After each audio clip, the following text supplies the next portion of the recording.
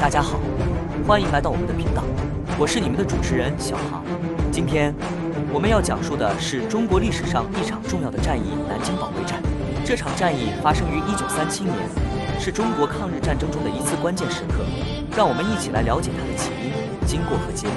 卢沟桥事变后，国民政府军事委员会决定在上海开辟第二战场，让中华民国的抗日战争获国际注目，并希望集国际压力逼迫日本停止进攻华北。1937年8月11日，军事委员会下令国民革命军第36师、第87师和第88师投入上海，向日本上海租界发动进攻。随后因作战不利，逐渐自各地加运部队至上海。随后因战局僵持，中日双方均调集大量军队投入这一战场。国军投入70万兵力，日军前后增援30万兵力左右。日方从战局僵持到后期登陆杭州湾，取得战场主动权，最终取得淞沪会战全面优势。国军面临前后夹攻，因此全线撤退。国民政府于1937年10月末决定迁都，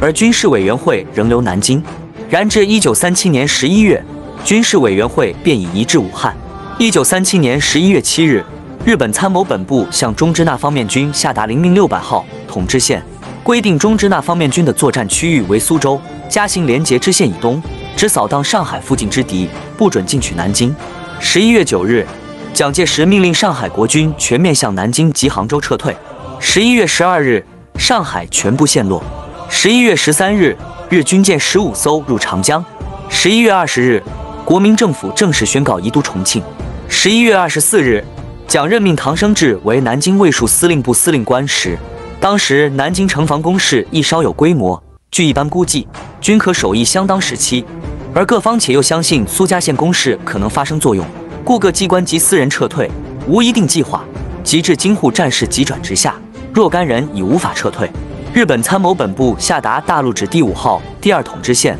废除临命600号统制线，中支那方面军之作战区域扩大到无锡、湖州一线以西部分地区。11月28日，随着无锡、常州、广德的沦陷，日本参谋本部决定向南京追击。11月，对于首都防卫，白崇禧一开始便表示，现部队已残破不全，也没有后续部队可调度，建议宣布南京为不设防城市。张群则说，如我军自动退出南京，将来和谈时，日军就不能以武力攻占南京的战胜者自居。陈诚当时也反对守南京。刘斐回忆，战局的演变使蒋介石筹建了多年的吴福县和西城县国防工事，丝毫没有起到阻止敌人前进的作用，出乎意外地迫使他急于解决南京防守的问题。11月中旬，连续在蒋中正的中山陵园官邸召开了3次高级幕僚会议。11月12日，蒋中正召开第1次防卫会议，何应钦、白崇禧、徐永昌和作战组组长刘斐等几个人参加。蒋公说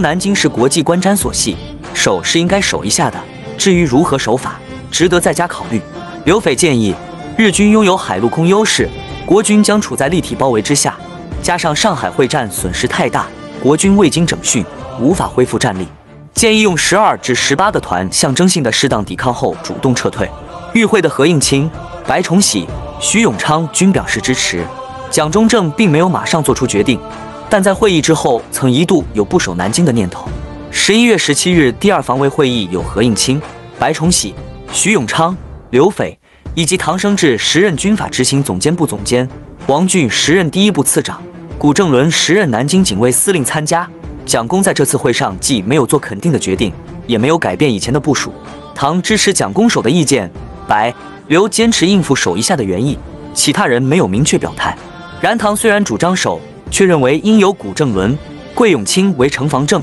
副司令，或再加上罗卓英为总司令就可以了。这一点同蒋公设想不符，再次休会。11月18日一整天，蒋找唐生智沟通，带领唐到了南京富阔一带看桂永清所指挥的教导总队的阵地。蒋希望由唐来守，在唐应允后，11月18日召开第3次防卫会议。会议上，蒋问谁负责固守南京为好，这时没有一个人作声。最后，唐生智打破了一时的沉寂，坚决地说：“委员长，若没有别人负责，我愿意勉为其难，我一定坚决死守，与南京城共存亡。现在敌人已迫近首都，首都是国父陵寝所在地，值此大敌当前，在南京如不牺牲1、2员大将，我们不特对不起总理在天之灵，更对不起我们的最高统帅。本人主张死守南京，和敌人拼到底。”蒋说：“很好，就由孟萧负责。”蒋并望着何应钦说：“就这么办，有什么要准备的，马上办。可让孟萧先行试试。”命令随即发表。何应钦表示，唐生智担负这个责任很适当。蒋中正也认为，南京为首都所在，总理陵寝所在，不可不做重大牺牲，期望固守南京3个月至1年。刚从上海前线撤退下来的第36师、第87师和第88师，加上从他处抽调来的10个师，总共13个师，再加上由军事学院学生组成的教导总队，共计12000余人。宪兵部队、江宁要塞部队，理想上这些部队满编将有18万人左右。然而，除去第10军的第41师及第48师是汉口开来的增援部队29，其余均是由上海战场撤出、受创整补中的残部，因此实际上没有满编。按唐生智统计，约有8万人，其中新兵就占3万人。奉皇命大陆命第7号中支那方面军战斗序列主要由上海派遣军和第10军构成，此外还有通信部队、铁道部队、航空部队、工兵部队、兵站部队等。日军大将松井石根属于中国遗迹论的强硬派，认为日本唯有透过前线将领击垮国民政府，才能解决中国问题。第10军军团长柳川平助也是主战派，无视参谋本部的统治线范围，放任各师团追击国军，以逼迫大本营扩大战线。12月1日，日本裕仁天皇批准大陆命第8号中支那方面军应与海军协同进攻敌国首都南京。国民政府调集第10军徐源泉、第83军邓龙光及淞沪会战撤出至第66、71、72、74、78军教导总队、警备、宪兵部队参与南京保卫战。粤军第83军、第66军担负龙潭、汤山第1线防御。12月2日，江阴方面发生激烈陆海空激战，丹阳与江阴同在12月2日失守。3日，日军进至句容，离南京120里，令数路一赶到石头城下，开始围攻南京。日军第9师团、第16师团分别攻占金坛、丹阳，第114师团占领溧阳。日军第3师团于苏州集结，被定位为2线师团，跟随9师团的路线前进。12月3日，上海派遣军第9、16师团主力沿丹阳向句容推进。12月4日，国军第88师孙元良部与陆军装甲兵团第3连1号战车在南京南方和日军正面接触。12月6日，日军发动全面进攻，第3飞行团以龙华、王滨机场为基地，广德、常州为前进机场，猛烈轰炸国军主要阵地。日军第11师团第10旅天谷支队占领镇江，并继续沿扬州仙女庙朝江北大运河前进。国军以第74、83军防卫主要阵地，第72、78军及教导总队部署于狮子山、雨花台、紫金山等最后防御阵地。第66军在汤山坚决抗击日军的进攻。12月8日，日军占领汤水镇、金汤山镇。12月8日晚，日军全线突破中国军队的外围防线。唐生智下令撤守外围阵地，退向城廓一线阵地，但没有拟定撤退计划，造成守军移动时遭到日军尾随，直逼南京城。本日，日军第6师团与第114师团对驻守将军山与牛首山的国军第58师发动进攻，而战况激烈。国军第58师在伤亡惨重的情况下，退至城内水西门休整39。然日军仅在将军山就战死300多人，包括1名少佐。12月9日，日军攻占市郊后，派出军机向南京上空投放松井石根对守军之中一文至南京卫戍司令唐生智劝降文告，限国军在隔日中午前投降，否则将要发动总攻击。日军国旗支队占领太平，渡过长江朝浦口前进。日军第3飞行团密集轰炸中华门。12月9日，为避免部队和机关职员逃命过江，唐生智通过卫戍司令长官部发布命令，把南京通浦口的船只一起交送西联第36师看管。长官部也没有留下一条船只，擅自过江者以军法从事。各军所有船只一律交本部运输司令部司令周傲山负责保管，不准私自扣留。若派第78军军长宋希濂负责指挥沿江陷阱，沿境部队散兵私自乘船渡江，违者即行拘捕严办，倘敢抗拒，准以武力制止。命令下达后，实际上有不少部队的船只并未交出，其中以徐源全部扣留的为多。12月10日上午11点，要求投降遭拒后，日军在朝香宫鸠彦王指挥下向南京发起大规模进攻，国军士气低落，部队溃散。日军第18师团推进至芜湖，第16师团占领仓波门、下麒麟门，并朝附近之紫金山进击。日军第6与第114两个师团共约4万人的兵力，也对防御雨花台的孙元良部第72军下辖警第88师，加上军直属部队共约8000到9000人发动强攻，结果遭遇顽抗，死伤惨重。其中第6师团出动下辖的3个步兵联队合力进攻第88师阵地，在火力与兵力占绝对优势的情况下，却被孙部痛击重创。仅第47步兵联队第3大队的3个步兵中队就遭遇毁灭性打击，其中第11中队更是几乎全灭，中队长也伤重不治。第6师团第2野战医院一部就已经接收超过300名伤兵，最后第6师团在装甲部队与航空兵支援下才总算攻陷雨花台，代价却极为巨大。仅11日当天，第6师团就有8名中队长惨遭孙部官兵击。同样参与围攻孙元良部的日军第114师团也付出极高昂代价。仅第115步兵联队第3大队就在12月10日至13日投入716名兵力参战，结果被孙部击毙38人，且有145人轻重伤。该师团另一步兵联队第150步兵联队则在12月10日至13日投入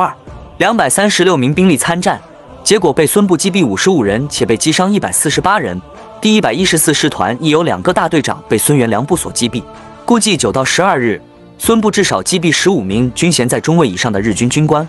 而日军于南京保卫战期间可确认的军衔中尉以上阵亡军官也仅27人。就在日军第6师团主力进攻雨花台的当下，第6师团师团长谷寿夫也派出该师团下辖的第45步兵联队对上新河、上河镇、水西门、清凉山发动进犯，试图切断南京守军的退路。结果在12月11日早晨遭遇驻防当地的宪兵部队的顽抗。由于宪兵部队配备一定数量的自动武器，如 MP1、8冲锋枪，所以率先进攻的第45步兵联队第3大队死伤惨重。即便在炮兵、装甲兵与航空兵支援下，直至11日傍晚，日军仍然无法攻陷国军阵地。直到第45步兵联队第2大队投入作战，才总算逼退驻守上新河与江东门阵地的国军宪兵部队与第58师一部。12月11日，蒋公在三峡船上同陈布雷一起商定了给南京唐生智的撤城令。12月11日中午12时许，该命令由第3战区司令长官顾祝同电话转告唐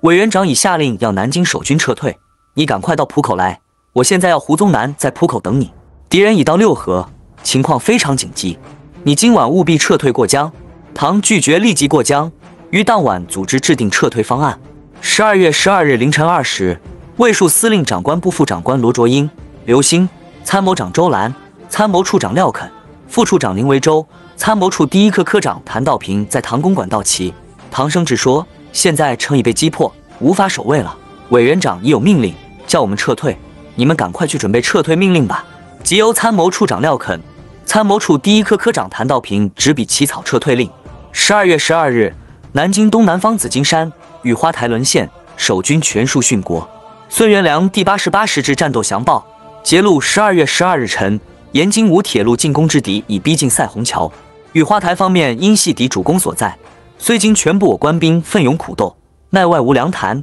内无援兵，且敌携战车、飞机、大炮。上午，韩团长谢元、营长黄琦、周红、符一亭先后殉难。下午，旅长朱赤、高志松、团长华品章、营长苏天俊、王洪烈、李强华亦已弹尽援绝，或自枪或阵亡，悲壮惨烈。全部官兵6000余员皆英勇壮烈殉国。雨花台阵地沦陷后，日军直攻中华门，防御中华门的便是孙元良指挥的第72军补充团与第88师工兵营。面对日军强大的炮火与装甲部队支援，孙部官兵持续顽强抵抗，双方于城墙边与城墙上展开激烈的战斗。因为守军作战勇猛以及南京城墙坚固厚实，日军一时之间难以得手。日军甚至组织敢死队试图登城，阵地数次易手。日军在伤亡惨重下，才总算攻陷88师阵地。孙部官兵在阵地失守下，仍旧发动反击，试图夺回。其强悍意志令日军战后仍然记忆深刻。12月13日早晨，日军第6师团及第114师团首先入城，同时第9师团进入附近的光华门。日军第16师团与第9师团其中一部则进入中山门及太平门。山田支队占领乌龟山，朝幕府山前进。同日下午，2支日本海军小型舰队到达长江两岸。12月13日下午6时许，第83军军长邓龙光在莫林关附近龙都化妆为难民时，想把名片和唐生智的书面突围命令焚毁，经身边副官劝说保留下来。12月21日，第83军军长邓龙光一行数人到达南陵上官云相的房地，突围成功。据日军第16师团下辖的第33步兵联队在南京保卫战后写的战斗详报，该联队在12月10日至14日共投入兵力2235人参与战斗，其中该联队参战单位为联队本部、第2大队、第3大队、联队炮中队、宿舍炮中队，上述单位共计阵亡40人，受伤164人，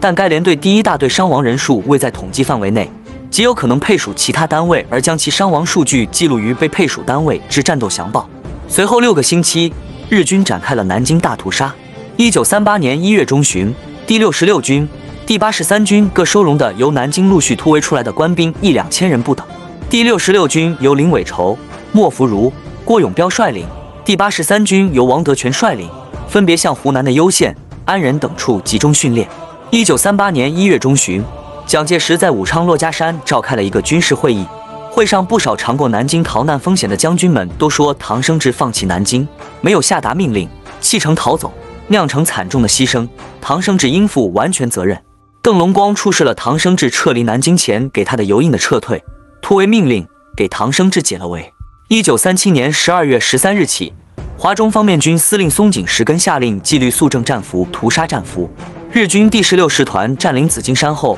俘虏敌军万余人，向师团参谋中泽三夫请示，经参谋长确认后，下令俘虏全杀。16师师团长中岛金昭吾则对蒋中正私人物品非常感兴趣，将官邸、办公室、财务陈设搜括一空。同日，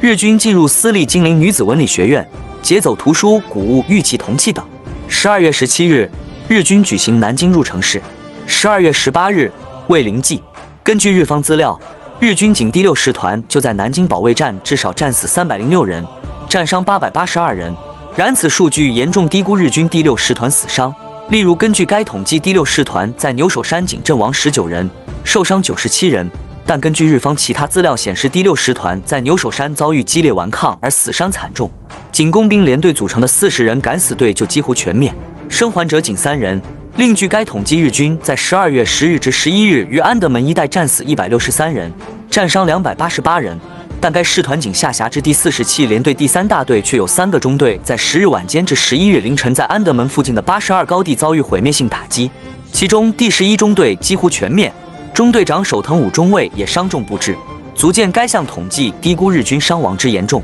另外，第9师团下辖之经理部则记录该师团至少战死460人，战伤1156人。然而此数据仍然严重低估，因为根据步兵第36联队中之那方面行动概要此一日军原始档案，仅第9师团下辖的第36步兵联队就在南京战役战死257人，战伤546人。日军第114师团于隔年10月还必须接收补充人员1731人。考虑该师团在徐州会战期间伤亡极低，70也未参与武汉会战，且先前就很可能接收大量补充人员，以此可推断该师团自11月上旬登陆杭州湾直至南京沦陷为止，死伤缺员甚多，经短暂治疗便返回岗位的轻伤者肯定位在补充范围内。1938年1月11日，蒋中正在开封会议中对第1战区、第5战区将领自责表示：“我作为全军统帅，第一个有罪过。我们对不起已死的官兵和同胞，对不起国家，尤其对不起自己的良心。”1937年12月12日，蒋中正给唐生智的手谕：“5日激战，京城屹立无恙，此全赖吾兄之指挥若定与牺牲精神。”唐生智拒绝向日军投降后，下令扣留所有船只，不许军民渡江，却私藏船只为自己预留退路。本想让将士们破釜沈舟，置死地而后生，结果扣留船只的军令反成了国军突围时的最大阻碍。当南京城郊还在激战时，唐生智已乘车北上，经徐州往武汉。之后，唐生智更将弃守南京的责任归咎于新补士兵过多与孙元良之88师溃败。黄仁宇以唐生智报告来看，他部署未定及仓卒应战，少数敌兵入城时无反攻计划，由无撤退及突围规划。蒋中正的作战计划缺乏纵深，此等错误成为日后政敌使敌威。李宗仁攻击蒋不知兵之口实。李宗仁、唐生智当初自告奋勇担任南京城防司令，其实只想趁机掌握兵权。所谓与城共存亡的话，不过是空头支票。据说撤退时毫无计划，任由官兵乱窜，各自逃生。少数勇敢部队不知究竟，误认友军畏缩，擅自撤退，竟在城楼架起机枪，扫射溃窜出城的友军，足至自相残杀，死伤枕藉。白崇禧，唐时已脱离部队近10年，又没有基本部队可依靠，何况参与南京保卫战的部队多是从上海战场上刚退下来的，有的部队伤亡过半，士气非常低落，以久战疲惫之兵保卫南京不会守久。唐的体制羸弱不堪，讲以唐防守南京，实无知人之明。顾祝同、唐生智对防守南京的国军各部情况不甚熟悉，于是蒋中正命令我留在南京协助唐生智指挥作战。孙元良、唐生智未能灵活运用部队，也未尽指挥官的责任，任由部队战至战力全失。由于他的清静无为、作弊上官，若干部队被冻结起来，始终没放过一枪。宋希濂第36师打完淞沪战役后，全师仅剩3000人，又奉命参战。驻京之后虽补充新兵4000人，但全师多是初入伍没摸过枪的新兵。另外，在突围作战时，各军师不重视上级命令，因此部队士气掌握，草木皆兵，也导致各级官长放弃职责，互不相顾。日军步兵33联队，紫金山的国军阵地是仓促构筑的，因此除迫击炮外，无法使用炮兵火力炮击日军。且国军阵地设备笨拙，射击死角多，又未能清除影响射击之树林。南京天文台高地有构筑坚固防御工事，紫金山顶峰虽被日军攻占，国军仍可据守抵挡，但天文台高地守军几乎未加抵抗就撤退。杜聿明得知1号战车有枪无炮，威力不大，性能也不适宜，不如留下英制水陆两用战车装甲兵团第2联维克斯战车，有枪有炮，必要时又可横渡长江。